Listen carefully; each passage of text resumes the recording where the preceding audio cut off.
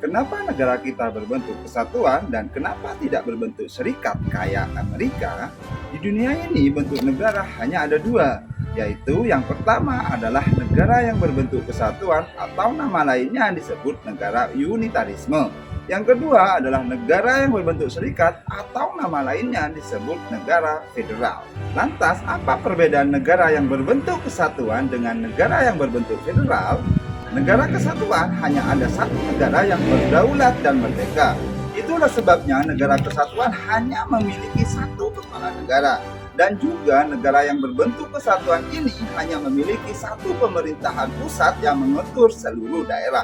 Contoh dari negara berbentuk kesatuan antara lain Indonesia, Belanda, Jepang, dan beberapa negara lainnya. Sedangkan negara yang berbentuk serikat merupakan kumpulan dari beberapa negara yang menggabungkan diri dan membentuk negara serikat. Itu artinya suatu negara yang bergabung dalam bentuk serikat harus melepaskan sebagian kekuasaan dari mereka dan menyerahkannya kepada negara serikat.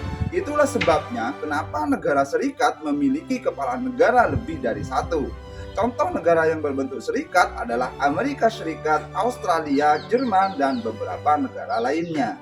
Nah, kenapa Indonesia berbentuk kesatuan dan kenapa tidak berbentuk serikat? Dahulu, tepatnya tanggal 27 Desember 1949, Indonesia pernah berbentuk negara serikat dengan 7 negara bagian, yaitu Negara Republik Indonesia, Negara Indonesia Timur, Negara Pasundan, Negara Jawa Timur, Negara Madura, Negara Sumatera Timur, dan Negara Sumatera Selatan. Dan juga memang secara logika negara berbentuk serikat gampang dipecah dan diadu domba oleh Belanda.